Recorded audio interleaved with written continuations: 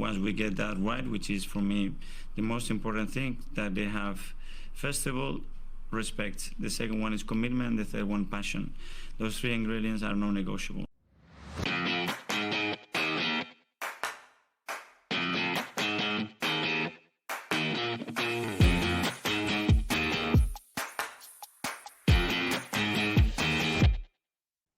Hello and welcome into the Non-Negotiables podcast. I'm Gavin. I'm here tonight with Justin. How you doing, Juz?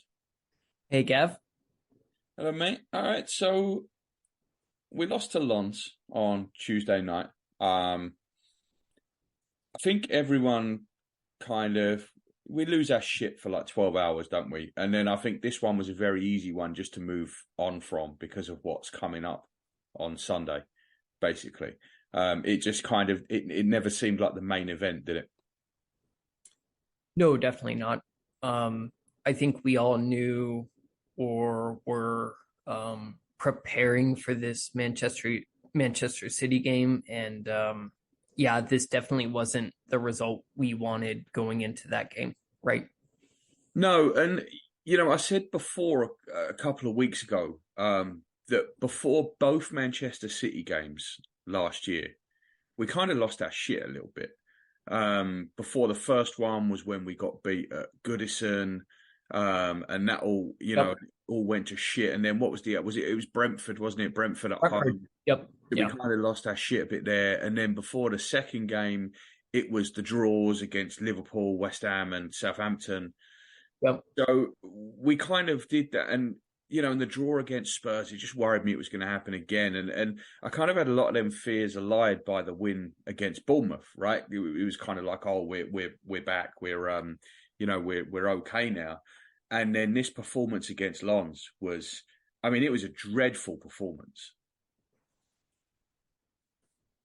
Yeah, it was really, really dreadful.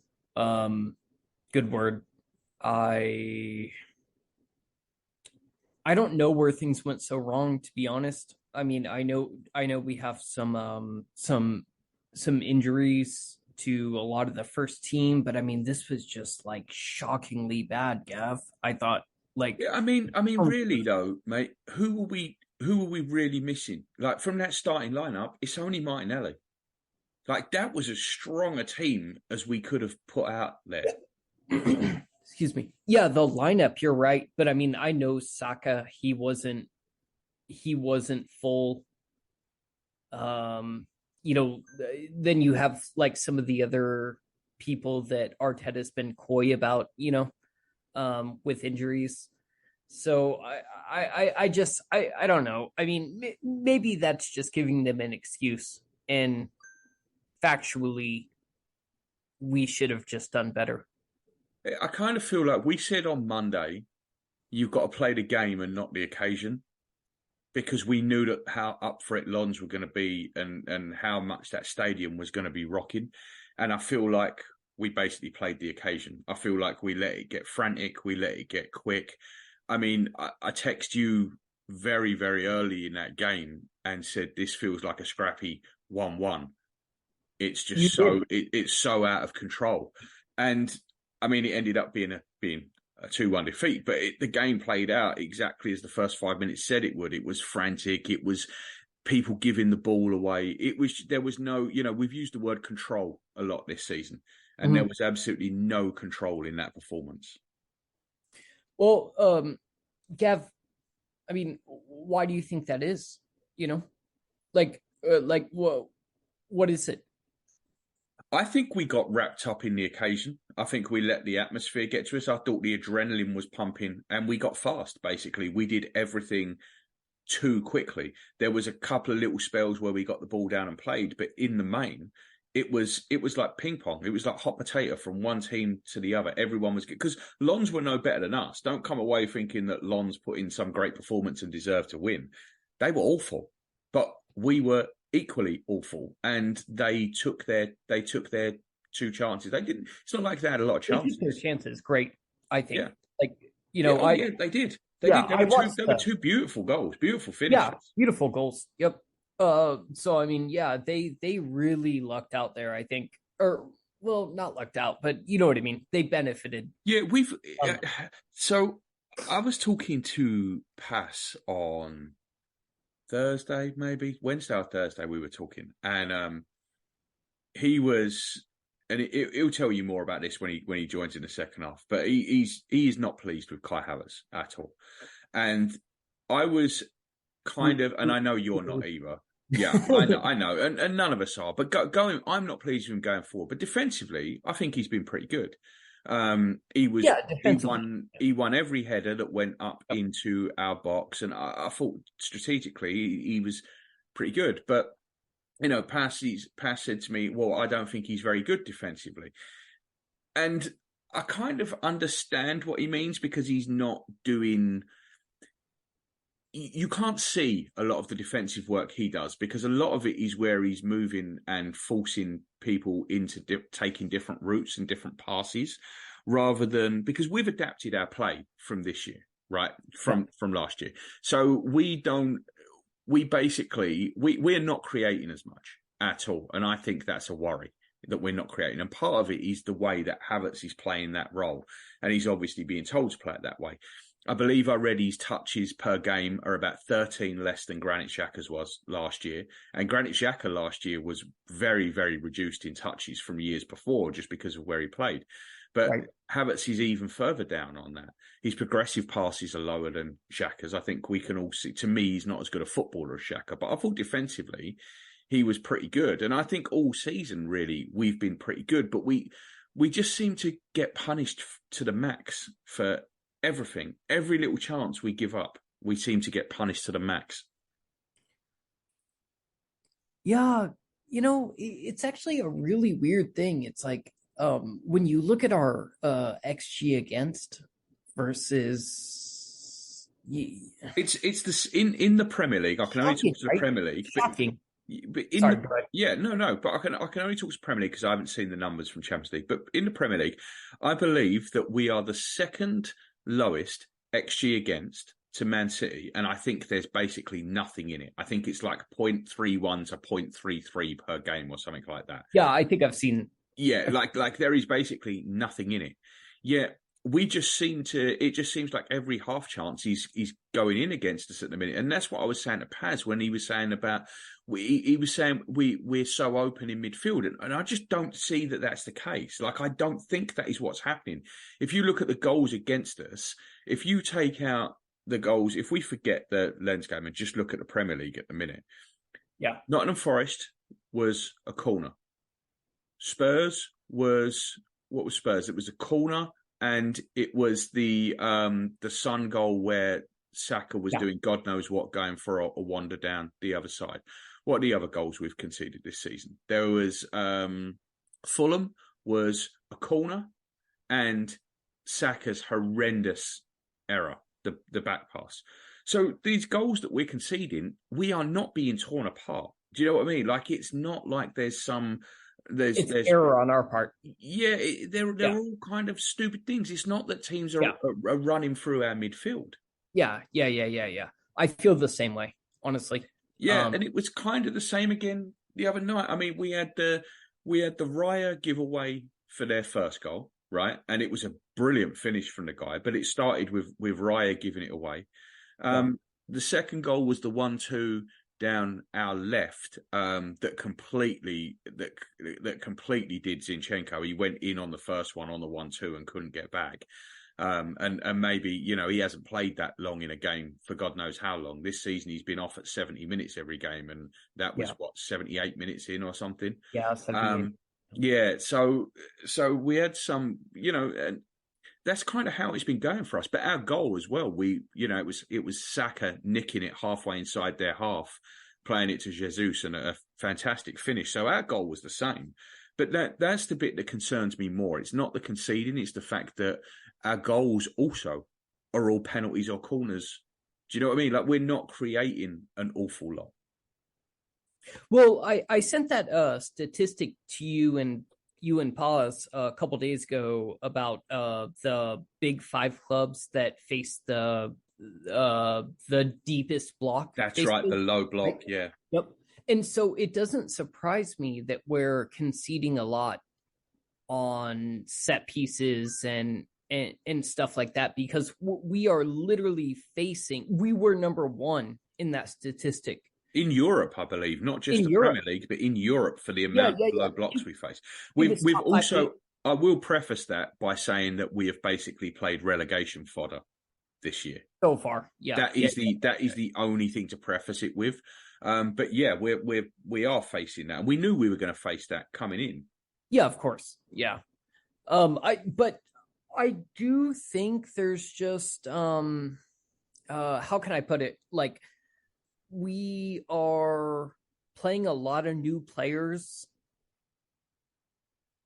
and it's going to take some time to like figure out. You know what I mean? I think you're right, because it obviously isn't working as we want it to right now. Yeah.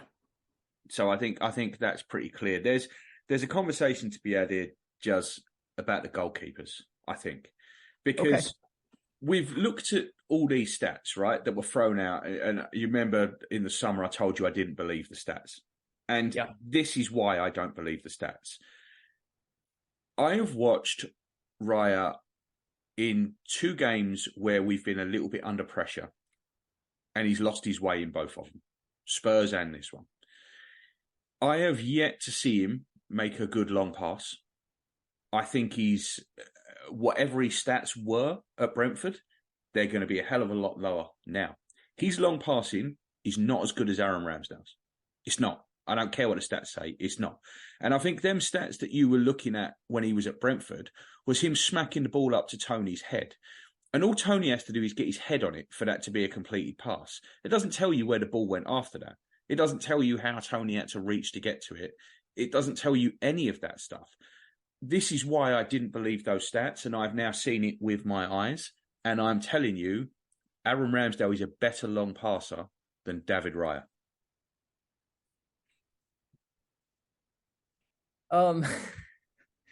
Yeah, I'm not gonna argue that. I think Are you surprised by how much he gives the ball away? I have been so far. Yes, I have. Because I said he was the better passer than Ramsdale, and I believed that. And so far, his long passing has been pretty suspect. I think his short passing has been good, right? And the way he steps up into the back line is good. But the long passing that was this much vaunted about what he was going to add, I just don't see it. I mean, I watched him make...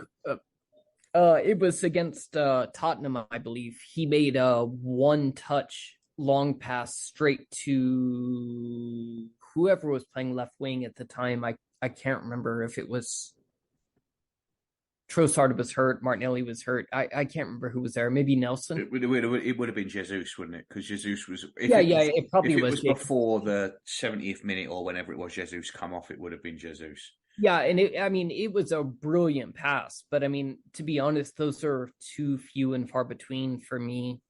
Well, it's compared to the amount he gives it away, right? Because that Spurs game was a prime example of it. I think he was giving. I think it was like 8 out of 10 that he went long with. He gave away.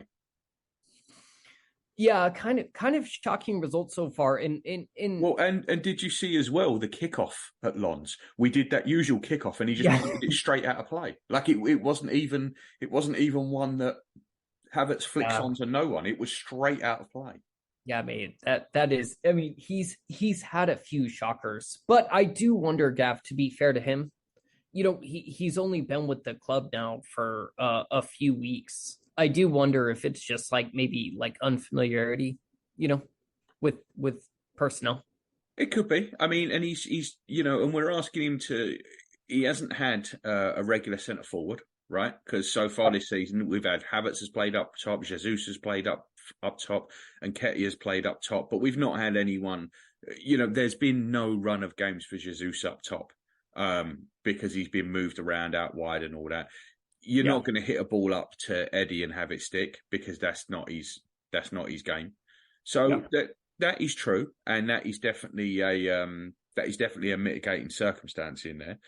But I don't know. I've just not been particularly impressed with his passing the way that I thought I was going to be. Certainly not to the extent where I look and go, "Whoa, that's why you want to pay 30 million for him next summer."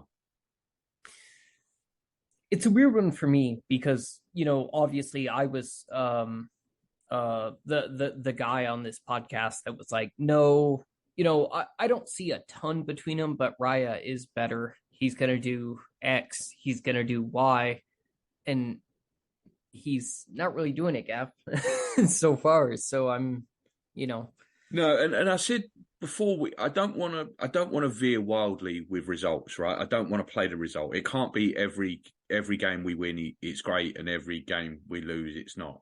But the thing is that the games that we haven't won have been the games that we've been put under the slightest bit of pressure.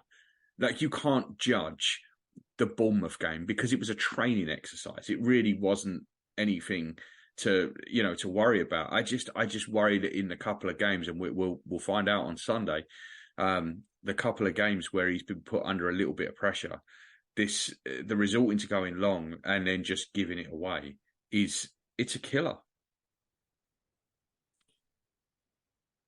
Well, yeah. I mean, I think that's the most important thing our keeper has to do is like not give these. I mean, the whole point, right, is to play short out of the back and not get pinned back and not have like an instant counterattack. And so far, Raya is not really delivering on that.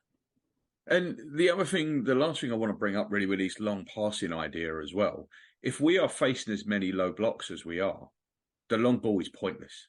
Absolutely pointless, because there's no room in behind. So what are you really doing? You're just giving the ball away. Yeah, I mean, I couldn't agree more. I don't think any of his where I do find some of his long passing to be decently impressive, it's not like it's unlocking a back line. It's just hitting its target. So yeah, I agree 100%. I've not been a big fan so far. I haven't. No. He needs to, this has got to improve reasonably quickly, to be honest. I don't know whether, like, let's get this straight. There is no goalkeeper rotation here. It was never going to be a goalkeeper rotation. No. Definitely not. Yeah. No, Raya was not bought to compete with Ramsdale. He was bought to take over from Ramsdale, and that's what's happened. And I just worry at this point that regardless of what happens from here, Arteta simply won't go back on it. And in my view, Ramsdale is the player that should be in goal on Sunday. He won't be. 100% he won't be. Raya will start on Sunday. I don't think he should. We'll get into the Man City preview in the second half, but I'm just pointing it out for this. For me, Ramsdale is the man that should have the shirt right now. Raya has made more mistakes than Ramsdale this season. I mean, put quite simply. Man, Gav, it's a tough one. It really is, like, for me at least.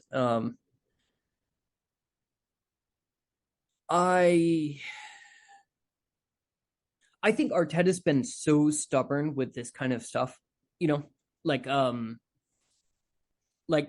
siding with a player and sticking with them until they are so bad that it doesn't work out. I mean, we saw it with Willian. He was a regular until like what, January? And it was until he got injured, wasn't it? It was Boxing Day. It was the Emil Smith Day. Boxing Day. He got injured. The only reason he came out of the team was because he got injured. It wasn't some masterstroke. He had to come out because he couldn't play. Jesus. Yeah, that is how it went. So yeah, I don't know. There are things I like about Raya. I think there is like a calming there. I do think he's more dominant of his box. He's better in the air. Yeah, right? He's definitely better at coming out and claiming crosses. That is for sure. Yep. But that's about all I can give him right now. And I like what Ramsdale does. And I like Ramsdale's connection with the fans. It's like, if it's my heart, I'm going Ramsdale. I get that. I haven't seen anything with my head to say otherwise. Yeah. They're I don't believe that there has been some sort of massive upgrade here at all. I don't see it, and it's a bizarre one. But that's gonna carry on for a while. I don't think that's gonna be resolved in anyone other than, because in Arteta's mind it's already resolved. Raya's the number one, but I don't think that's going to be resolved in anyone else's mind for quite a while. I mean, I think we're going to be way into the season before people start to either accept that this is what it is, or Arteta goes back on it. No, yeah, I couldn't agree more. I think at this point, Arteta is set on Raya being the number one, and that's the way it's going to be unless there's some giant error.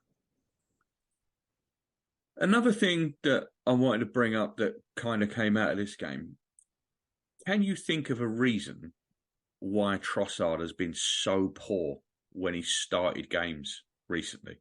Like, coming off the bench, he's looked really good. Whenever he started game, his touch looks off. It just, like, Tuesday night, he was really, really poor Tuesday night. We had some poor performances on Tuesday night, and I thought Trossard was the worst of the lot. And I don't get it, because he's such a good player. He's so tidy. His control is usually so good, and his link play is usually so good. The last couple of games he started, it's looked like he's had no first touch whatsoever. Man, mate, this is such an interesting question. And, I know we're on a podcast, and I want to give an interesting answer, but I don't. Like, I don't know why he can be so poor from the start sometimes. Yeah, and this is the last few times he started, right? I mean, going all the way back to last season, the Brighton game, when he was abysmal. And this year, a couple of times he started, people clamoured for him to start. He got in the team, and he's been terrible. Yeah, he really is. It's maybe kind of opposite, like Emile Smith-Rowe, who was coming in and like being impactful off the bench, but it's really weird that when he starts, he has such a slow start compared to when he comes off the bench, Yeah, well, you would think for most players it's the other way around, right? Because obviously you're there as the game's finding itself. Eddie, yep. Yeah, and you're growing with the game. Whereas when you come on as a sub, it's not always easy to pick it up. But it seems like whenever Trossard comes off the bench, he picks the game up quick. And he's straight in. And Reece has got a similar thing, actually. Reece has got a very similar thing where he comes off the bench and he seems to immediately get into the game and be immediately there on it. And like you say with Eddie seems to have the opposite, where he comes on and he can't quite find it. Aaron Ramsey was always like this. Do you remember when Ramsey used to come back? Yeah. And he'd, the first game you'd think, oh, well, I'll bring him off the bench. And it was utterly pointless, because you'd bring him off the bench and he'd be nowhere near the pace of the game. And towards the end, Sir Dennis was on the bench a few times as well. And he always struggled when he'd come on. And I think that was understandable because of, he was a touch player. He was all about speed and balance. And it didn't work coming off of the bench. But why Trossard is the opposite, I just don't know. Yeah, it is kind of a weird one, Gav. I mean, I can't give you an exact reason of why it is, but he definitely just seems like more of a come in and impact off the bench. I would even say, Smith-Rowe again is kind of like that. Where you already referenced Eddie is kind of the opposite, but yeah, I don't know. He's really poor once he starts a game. He kind of has to know and have the game figured out before he comes on. It's strange, and we'll see how this plays out, because I mean, we'll get on the same now, but my opinion, I don't think he's going to start on Sunday. But at some point he's gonna come in from the start again, and we'll see if he gets this figured out. But it's definitely a bad little run he's on. Bukayo Saka. So for the second game in a row, he's come off injured. From the reports we're hearing, it's not too bad. Seems like he's at least in contention for for Sunday. I think when he came off on Tuesday, and I only really want to talk about this in relation to Tuesday right now, but when he came off on Tuesday, we seemed to lose all impetus when he come off. We really seem to have no idea of where to go. That's Saka and Martinelli, neither of them on the pitch, and without them, we really, really did seem clueless. Yeah, it did seem that way. And listen, I think with regards to Saka, my problem isn't necessarily with Arteta starting him every game. It's and I just want to say this real quick, by the way. It's not him starting him every game. It's not managing him well once we go up 2-0, 3-0, 4-0. Like he should have been off against Bournemouth. You know, and I don't really understand why he perseveres with this, Arteta, I mean. But, you know, it is what it is. But you're right. We do lose attacking impetus without Martinelli and Saka, it seems. Yeah, I think we can kind of cope without one, but I don't think we can really cope without both of them. Yeah, that definitely seems to be the case. You know, I think there's a lot Reece Nelson does to like drive the game when he's on. You know, like really drive forward and well, this was going to be my next question for you, Juz.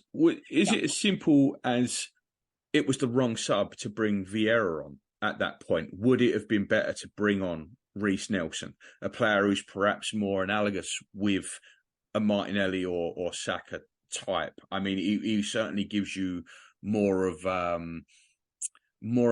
cut and thrust than Vieira does. So was that the move? If we're without both of them, is it a case that we cannot go with Vieira and Trossard, that one of probably more likely Nelson, but one of Nelson or Emil Smith-Rowe has to play to give you that different option? Gav, this is kind of a tough one. Honestly, I think Vieira is probably the most like analogous with Saka when the rest of the squad is there. Do you know what I mean? See, I actually think that Trossard probably is off the right though. Yeah, no, I know what you're saying. He's the one that gives you the most balance. I'm not sure I would really.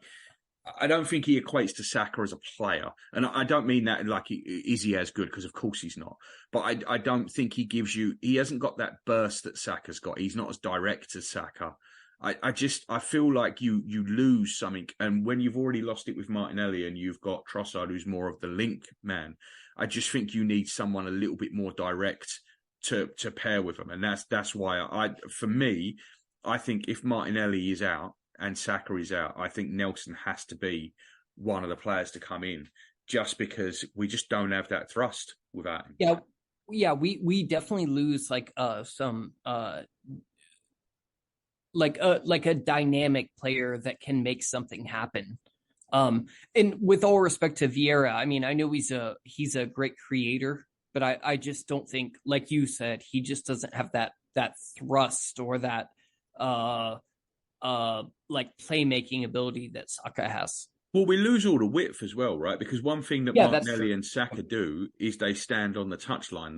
They keep the chalk on their boots, as we always used to say.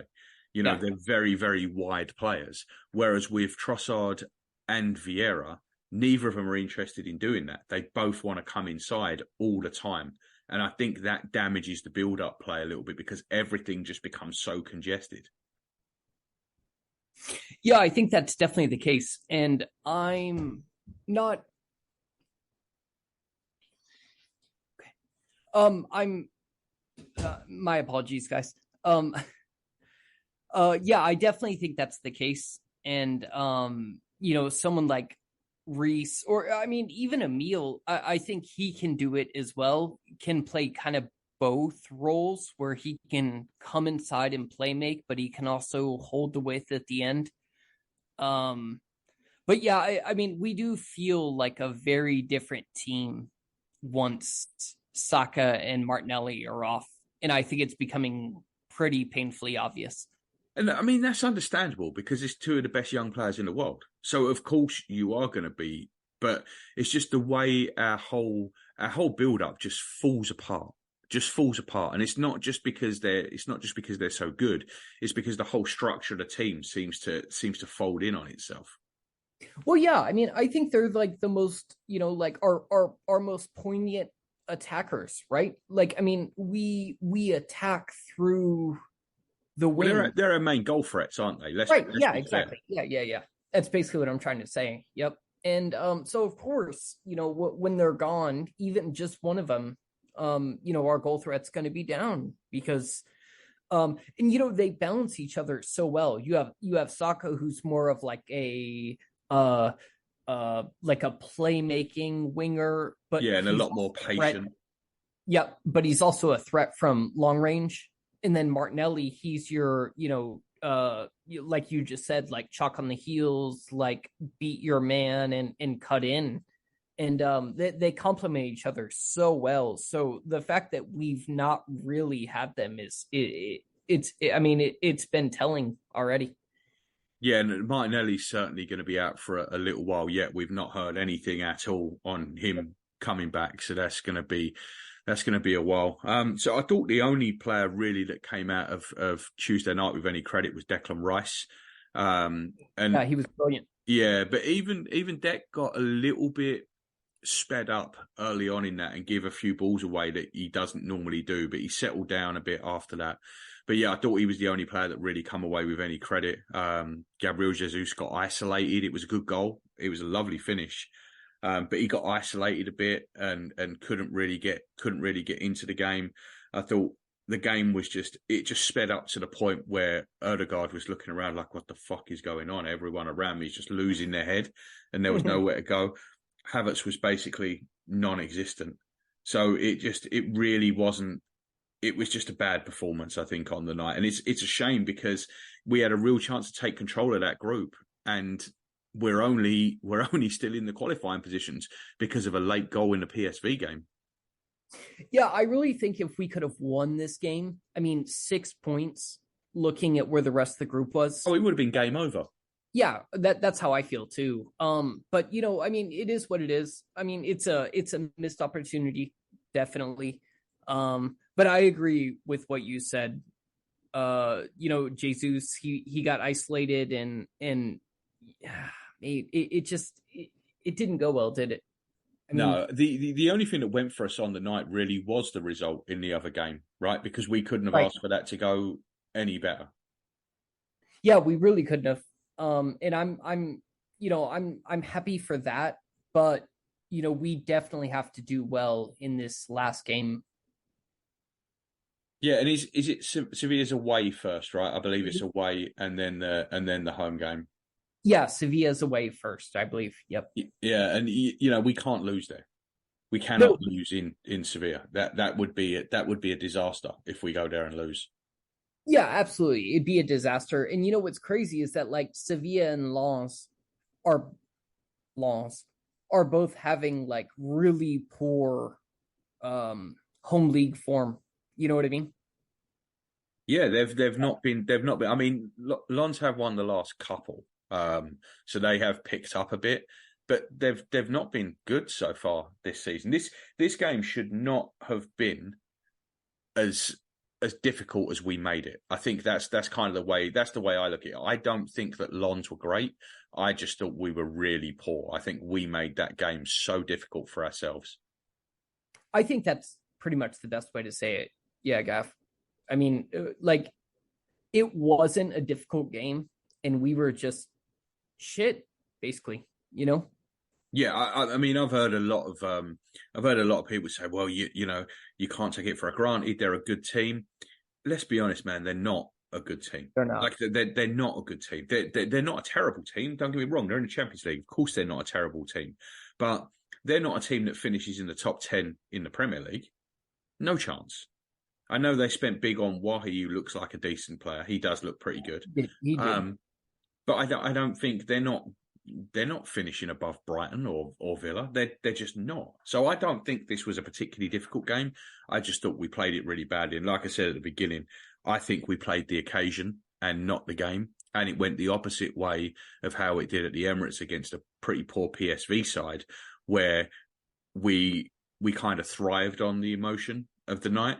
And I think in this game, we got carried away with it. And like I said, the adrenaline was pumping and we got so fast and we did everything so quickly. We just basically lost our heads. I mean, yeah, mate, I agree with that 100%. I don't even think I could, add anything onto that. It's just the way it was. Yeah, well, that's over anyway. And like I said, it was a pretty easy one to get over, easier than it might have been, just because immediately you start looking forward to what's to come on Sunday, which was always the big game of the week.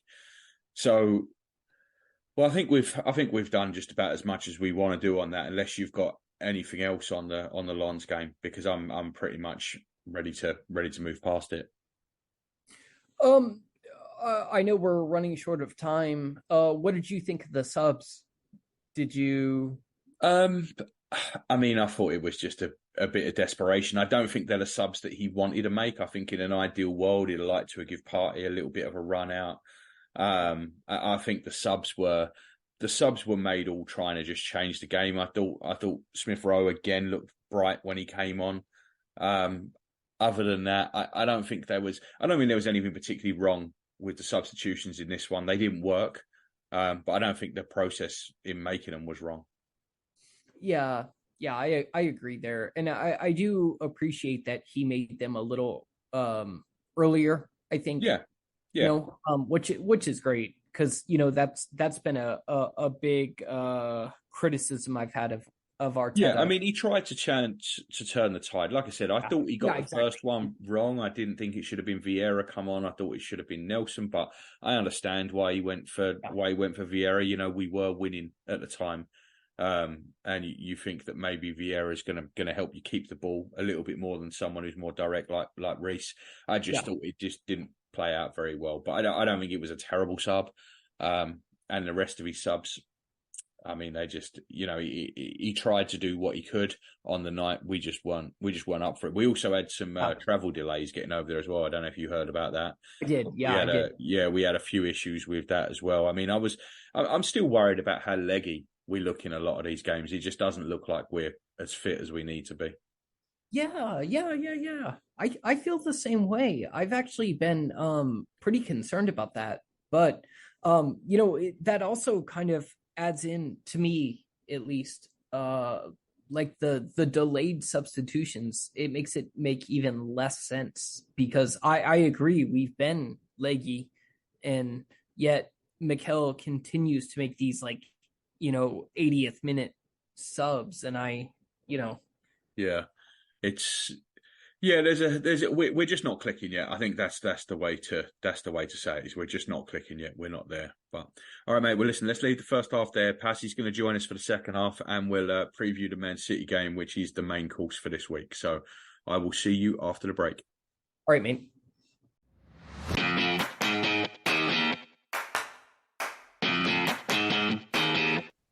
Hey guys, just a couple of quick halftime messages for you. Firstly, we'd really appreciate it if you could leave us a 5-star review on your favorite podcast app. It really helps us reach a wider audience, particularly on Apple Podcasts. Secondly, we're on all the social media platforms as the NN Pod.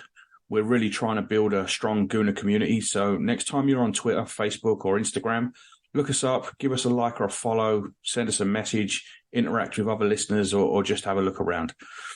Thanks for listening from myself, Paz and Juz. We really appreciate it.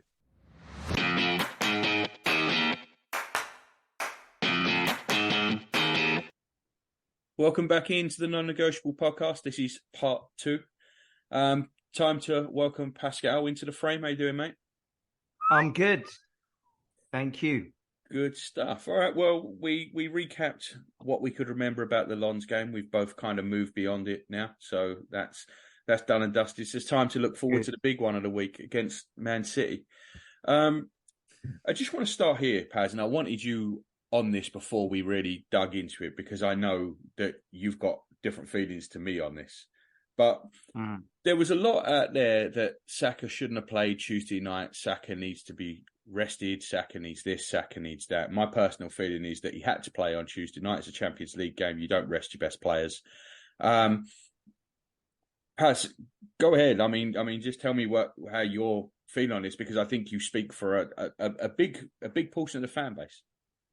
Look, I'm not privy to the database that Arsenal use or the sophistication of their technology when it comes to players' fitness and all that. So I can't speak on that. I can only speak on what I'm seeing. I think it goes a little bit deeper than him not just starting against Lens. Is why playing for so long against Bournemouth? It's things like that which I don't understand. Did he need to play that amount of time? Did he have to play when we were 2-0 up? The game was in the bag. You put ESR on. I don't know. It just seems a lot more simplistic than I feel sometimes it's made out. Now, Lens, I agree, was Champions League game. Yes, if he's available, play him. But I do think there's moments when he will prioritize others over Saka. He will rest Zinchenko because Zinchenko's injury prone. He'll take, sometimes he takes Nketiah off. Sometimes he takes other players which play far less games, do not have stupid international games to think about as well. And Nketiah gets picked, but he doesn't play, does he? He'll play, because my issue with Saka is not just Arsenal games, it's international as well. Southgate is exactly the same. He plays him in worthless matches, far more worthless than what Arteta is playing him in. And I just feel it's for a 22-year-old, yes, they'll give me the argument, Salah has played this, Messi played that. I get that. But I do feel that particularly with Saka, he is overused sometimes, and especially internationally as well, because there was no need for him to come on against Scotland. Did it really did anyone give a flying fuck against Scotland in a friendly? Really? You're winning a game, you bring him on. Why? You have so many other players that you can play, and you play him in those games. And I just feel there's not a moment where he ever gets a little bit of rest. And that's my concern with him. So it's not really in isolation, the Lens game. I just feel there's a slight mismanagement of how long he plays and when he should play more than others. That's really my point on him. Yes. Yeah, I was just gonna say, I mean, I couldn't agree more with Paz. He's absolutely right, and I do think the international minutes are kind of a crime because he's playing more than our rivals' players. He seems to be the only one that doesn't get a rest. Well, Kane too plays every minute, but but I will say, there's something in watching these younger players. I'm thinking Cesc Fabregas, Wayne Rooney. They started to tank at 30, 31, 32, and it seems like every young player that's ridiculously overplayed like Saka is, they all end their career pretty early. I think you're just remembering a couple of examples though, Juz. Listen, this is Messi, right? From age 20. Games played for Barcelona, 51, 53, 55, 60, 50, 46, 57, 49, 52, 54, 50. That is from when he was 20 till he was 34. He was still playing 50 games a season at 34. This is Ronaldo, 50, 47, 53, 49, 53, 35. I don't know why. He must have had an injury that year. 54, 55, 55, 47, 54. This is Salah since he joined Liverpool. 52, 52, 58, 51, 51, 51. This is Thierry Henry. 48, and this is from 17 with Thierry Henry. 48, 44, 38. And the 38 was because 19 games were with Juve and 19 with Monaco. Then he moved to us. 53, 49, 56, 51. Haaland played 53 games last year. Saka's totals for us since he broke through, if you ignore the first 2 years when he was kind of just breaking through, 38, 46, 43, 48, and 10. What now, about a lot of this is going to lie. right? What about international though? For all of them, Well, Messi and Ronaldo I'm pretty don't get sure they rested. will Salah manage definitely better. don't. I mean, Egypt ain't resting Salah, are they? He plays every game. But my Yeah, point is this: you're there's a lot of looking at. worthless I'm things. curious about juicing at that point. What? We know for a fact. We know for a fact. Well, we don't know for a fact, but all Pep's teams are like suspicious for upper use, right? I mean, we don't know that. We know that every. I mean, he's got a cloud over nearly guilty of every that. season. He was But- guilty of that as a player himself. But it's you don't know that. But my point here is that Saka. No, It he was. depends how you view Saka, Factually? right? I view Saka in the same. What's that? He was found guilty as a player, was he not? Oh, I have no idea. Pep Guardiola, I believe, was found guilty as a player of. I don't think that this is down to steroid use. I just Okay. don't. I think the top players. Go ahead. No, look, Go ahead. to me, it depends on where you see Saka in this list, right? That is kind of the way I view Bukayo Saka. I think he's as good as someone like Salah. I think he has the ability to be right up there with the top players in the world. The top players in the world do not get rested. They don't. It's a fallacy. They do not get rested. They play every minute of every game. Liverpool don't take Salah off every time they go 2-0 up. They certainly don't rest him in the Champions League. Egypt don't give him weeks off. The same thing with Messi and Ronaldo. Messi never came off for Barcelona.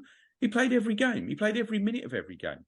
I just think this with Saka, I think we are scarred from a lot of what we've seen in the past, right? With Diaby, with Rosicky, with Ramsey, with Oxlade-Chamberlain. We have had a lot of players that are incredibly delicate. Some players aren't delicate. Some players, right, are tougher than other players. And that's what it comes down to. If Robin Van Persie got the whack against Spurs that Saka did, Robin Van Persie wouldn't play for 2 months, right? You two have both brought up Arjen Robben before, right? And compared him with Saka. Well, Arjen Robben is famous for not wanting to play unless he's absolutely 100%. If Arjen Robben gets the knock that Saka gets against Spurs or a knock against Bournemouth, Arjen Robben doesn't play. Some people are just tougher than other people. And Paz, I just think that's where we are with Saka. I just think he's a tougher guy and he's just going to play. He's never getting rested. But I feel that because of that, that can be taken for granted as well. That's a problem. And I feel that there's always an over reliance on him. Well, I mean, my issue is that we don't have anyone close to him in that position, right? So in other positions we do. So there is sometimes an acceptance that, hey, we can take a player off and replace him with another one. In Saka's position, we do not have a like-for-like replacement or anyone close to him. So I feel that because he's robust, because he can take a hit, because he is very reluctant to ever want to leave the field or always up for a game, that can be taken for granted sometimes. I just think it's something to watch out for. I agree with all of those stats that you gave me, but I also remember very vividly Man City pulling a fast one on Norway and Haaland resting for 2 weeks in an international period as well. We've never done that with Saka. He plays every single international game, whether it's a crap team, whether it's a relevant or irrelevant game. I've seen other teams do it a lot more smartly than we do it. I hope, and I've seen rumours that if he does play on Sunday, there's some agreement with England. No way he should be playing Australia. What the fucking point in that game or any relevance to anything? I get Italy because that's a qualifying game, and you probably would want him on the field, but no reason for him to play Australia. But I've also seen, I remember with Rashford, Man United have done it where they pull him out. He somehow mysteriously gets injured in the period that the international football comes out. It's never happened with Saka at all. So I just think there has to be some caution. They've got to be cautious because we do not have any like-for-like replacement for him at all in that squad. I just don't think you can have like-for-like replacements for players on that level. Or There's close. no like-for-like replacement for Salah at Liverpool. There was no like-for-like with Ronaldo at Madrid or Messi at Barcelona. There was no, there just isn't like for those players. I mean, how many times have you seen? I didn't pull up Kane's numbers, and I should really, because I would imagine Kane's is probably very similar, plays 50 odd games every year. How many times do you see Kane's ankle bend over in two, and you look and you go, fuck me, he's going to be out for 6 months. 3 weeks later, he's back and scoring two. That is when you are on that level as a player, that is what happens. And we have a player that is on that sort of level. And that's part of why he's on that level, by the way, because what stops Arjen Robben from ever being on that level is the fact that he didn't have that. He couldn't play through them injuries, or wouldn't play through them injuries, because Robben as a talent was as good as any of these. And this goes for Robin van Persie as well. Some people, like I said, are just tougher than others. Some people have got a pain threshold that they can play through it, and some don't. Robben and Van Persie are the two that really spring to mind, because they couldn't ever get on the field, because they couldn't play consistently, because they always took so many times off. They're just another player. They're not. I think alarm bells ring slightly, because yes, I go to your point about these type of players, but that's the first time we've seen him go off after 33 minutes. And as Arteta said, if he needs to go off after 33 minutes, something is up. Right. And games before that, we've seen him struggling where he has had to be replaced, or he's forced to replace him. So when you see that in a sequence of games, and the last game being where he's actually had to be taken off early, then you do start to, in your mind, you are thinking, okay, something's up here, right? Something doesn't seem to be right. I'm wondering if on Tuesday night. Sorry, Josh. Oh, I was just going to say he's limped off like the past 4 games. 4 or 5 games. But I am wondering if on Tuesday night, that is the first time you have seen the game management minutes, because I'm not sure he had to come off on Tuesday. I think there was a real impetus put on the game at the weekend. And as soon as he felt something, he was off. I mean, look how long it took him to come off against Tottenham when he was on one leg. And I don't think in the normal circumstances he would have come off on Tuesday night. I think he came off because of Sunday. I put this more on Arteta though. I do. Like, well, of course it's on Arteta. Yeah. Okay. Well, I'm just saying, like, he's obviously hurt. You know what I mean? Like, he's obviously limping.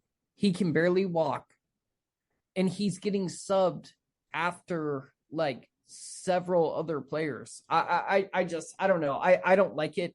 And Salah does get subbed, Gav. Salah has got, so in fact, there's been numerous cases where Salah's in a strop because Klopp is subbing him. So he does get subbed. Yeah, but that's only in the last 2 years, Paz, and he's now 31. He never used to, like when Liverpool were good, he never got subbed. But they never had him from the age of 20, 22. They've not had him since the age of 19. Yeah, they had him when he was in his peak. Like, absolutely. Like 30, right? Yeah, but he didn't come off then. He didn't come off then when he was in his 20s. He didn't come off then.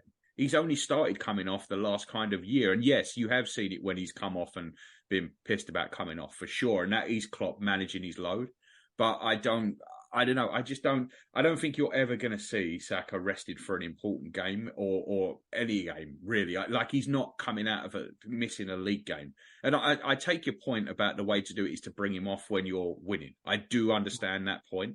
I definitely do. And if he's injured, then he shouldn't, if there was any doubt against Bournemouth that he might have a little knock, then he shouldn't have played, because Bournemouth away is a game that you can come through without him, right?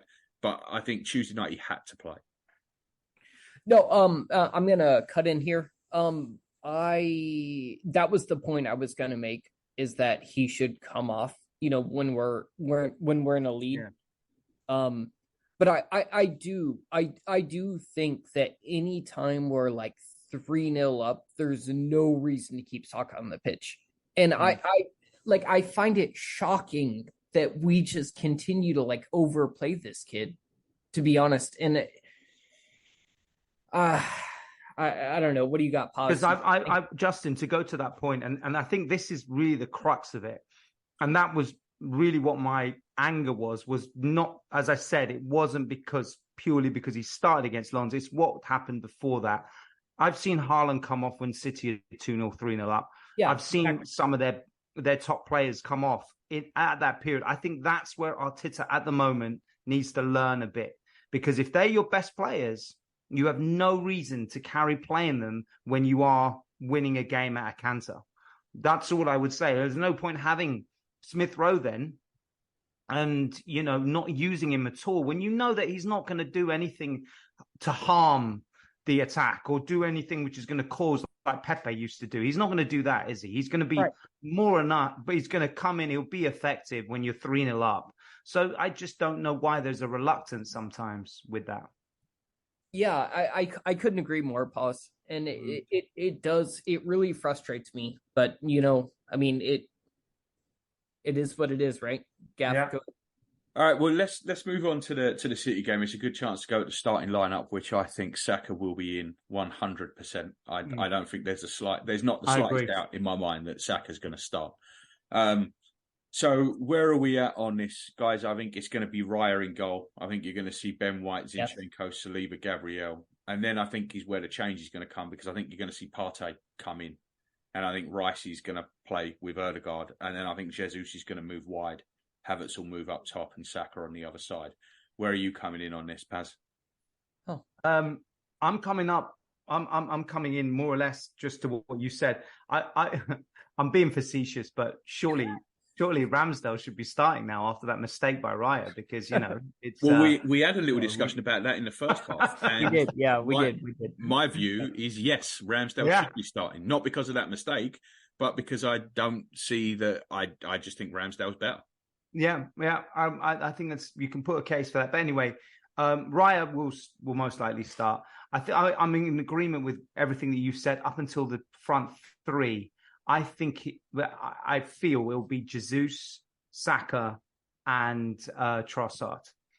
I doubt he'll play Smith Rowe, unfortunately, which I would still like to see, because I think he's looked lively in his last two games that he's come on. He should have probably scored. But he's looked lively. He's looked effective. Trossard was awful in the last game, so I think reward the kid. Now I think he's shown that he is ready. So, but I think it will be Trossard, and I think Jesus, and then Saka. I really hope Jesus is not wide though. What do you reckon, Juz? Gav, can I hear your midfield one more time? Yeah, Partey at the base with Rice playing the left 8 and Ødegaard obviously on the right. Yeah. I think that's it. Do you think Havertz will be up top? Do you think he'll go with Nketiah? Do you think he'll keep Trossard? Man, that's so tough, because I think I mean, it's City, right?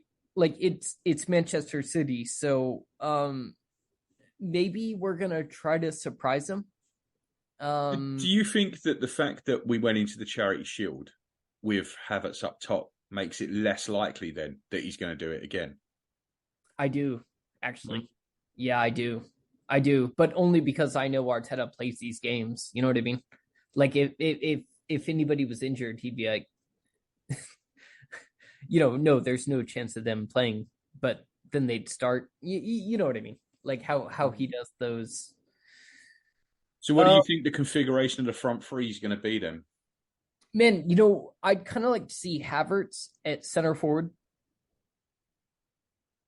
Jesus at right wing, and Trossard at left wing. So you're thinking Saka's not going to make it? I think it'd be great if we could give him a breather. And I want to give him a breather in the biggest game of the season? Hell yeah. I think, do you not think that front three could do it? That front three is solid. Justin, do you want to give him a breather so he can play against Australia for England? Yeah, no, I honestly, Juz, I'm messing with you. I don't think that front three can do it. I'll be honest. I think it works better if Saka does play, and then they give an agreement with England that he's rested against Australia. That is what my thought process is. Well, I mean, yeah, that'd be great, right? Like that'd be ideal. But so what do you think then? I like the idea of. I thought Havertz in the Community Shield worked really well at center forward.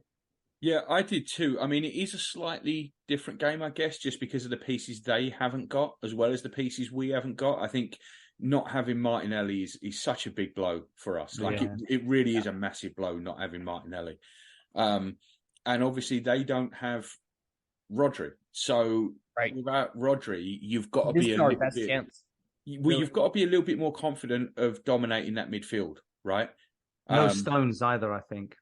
Yeah, so I mean, honestly, I'm not that worried about John Stones. But he can go in midfield. He can be quite. Yeah, I mean, well, he gives him that option, doesn't he? Where he can move to the right, he can move up into midfield. Yeah. He gives him a few different. And one thing Pep's done very well against us over the years is adapt.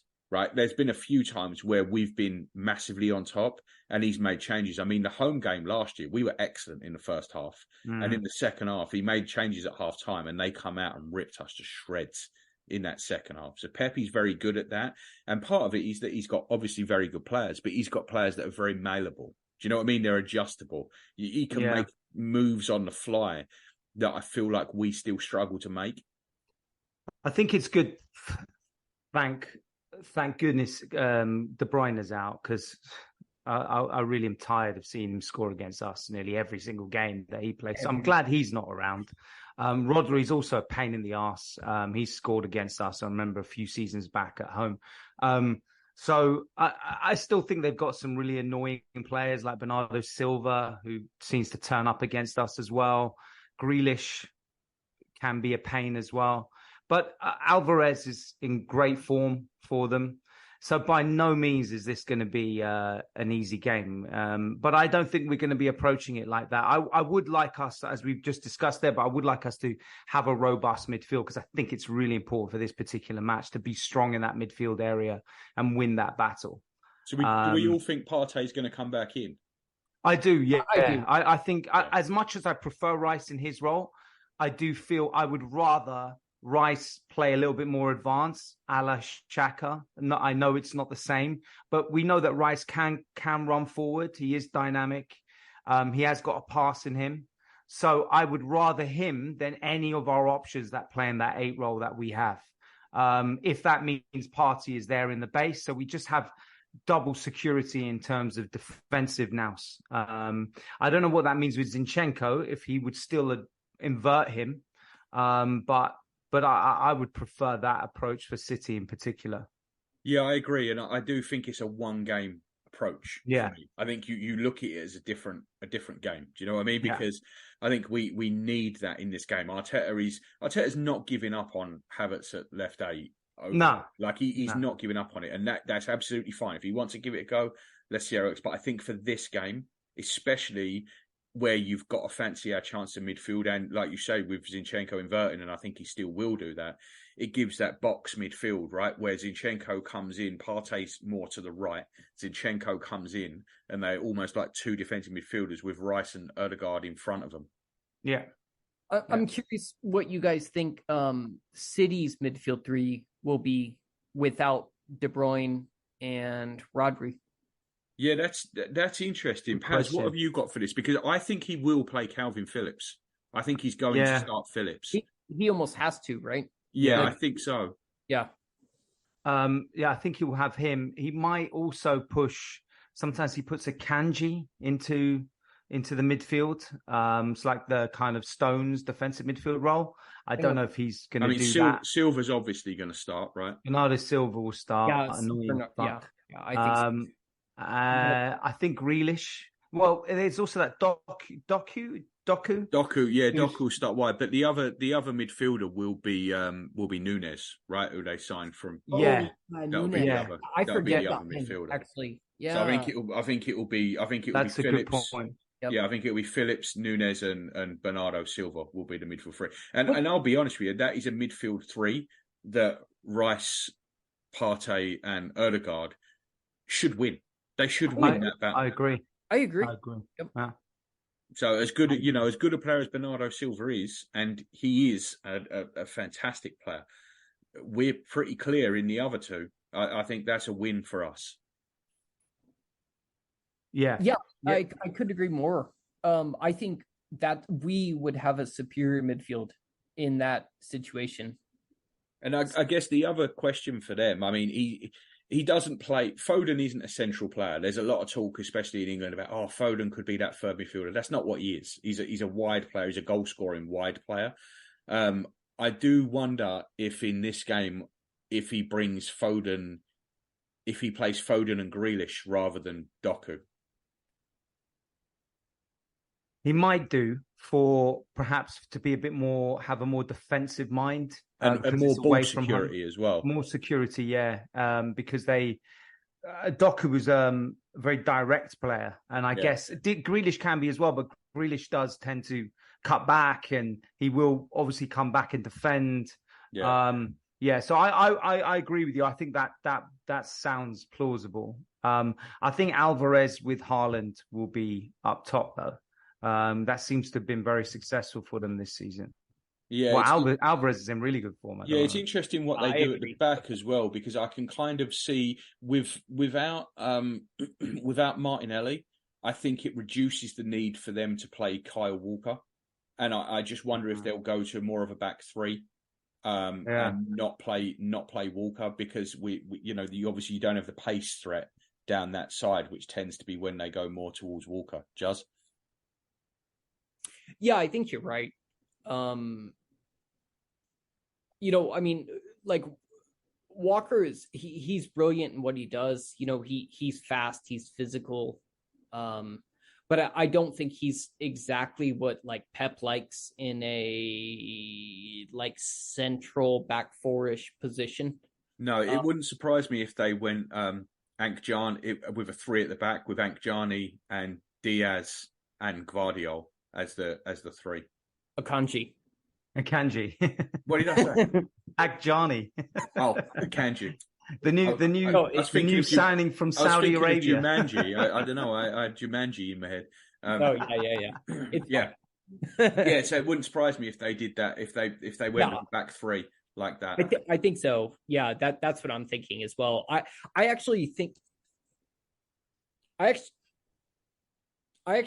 that we've got a good opportunity to really get in Pep's head here. You know what I mean? Like, considering the state of both of our teams, the injuries he has, I think he might try to do something wild, and he could massively misplay this. Like Bernardo Silva at left back? Yeah, something like that is what I'm thinking. Yeah, and obviously it's no guarantee, but I see him kind of overplaying his hand here, guys.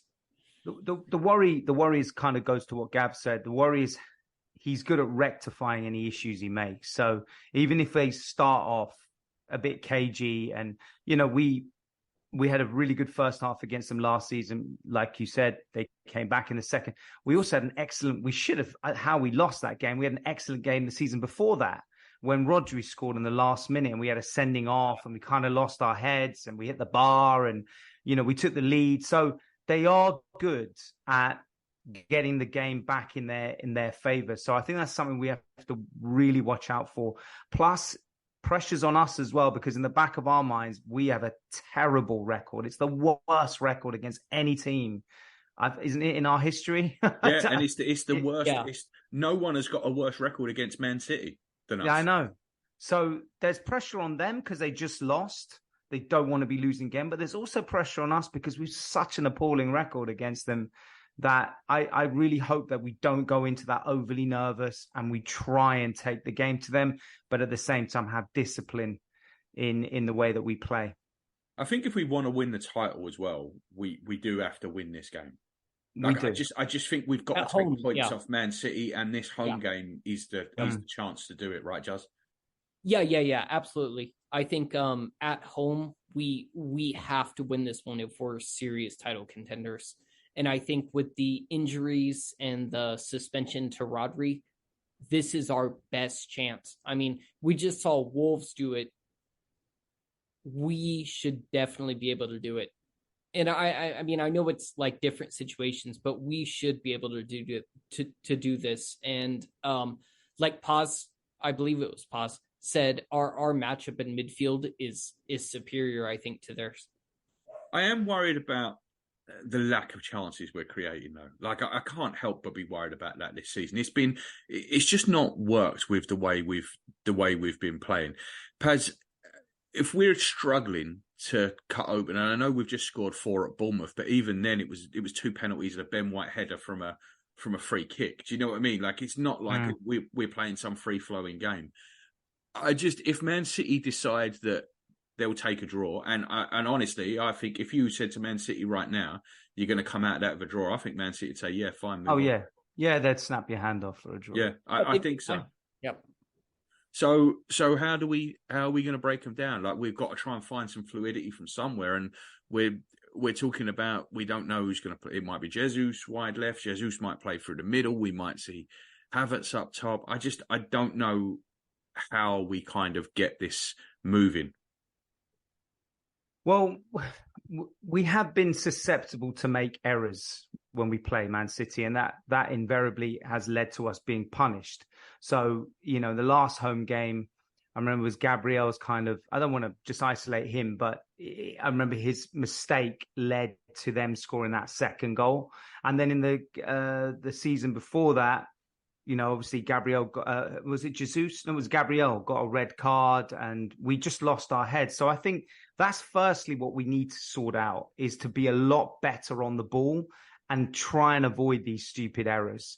And that goes to our goalkeeper as well, because we saw against Lens, you can make these mistakes, and against a team that presses really well like Man City, you can't afford to do any of that stuff. You might have to punt it long if it's getting to a point where you have no options. So I think we've got to be really, really disciplined on that side first before anything, because they will punish any mistake we make. I do think that, Martinelli's going to be a big loss, because we could really attack them down the flanks. I know Kyle Walker is in pretty decent form, but I think with Saka being there, at least we have something on the right hand side.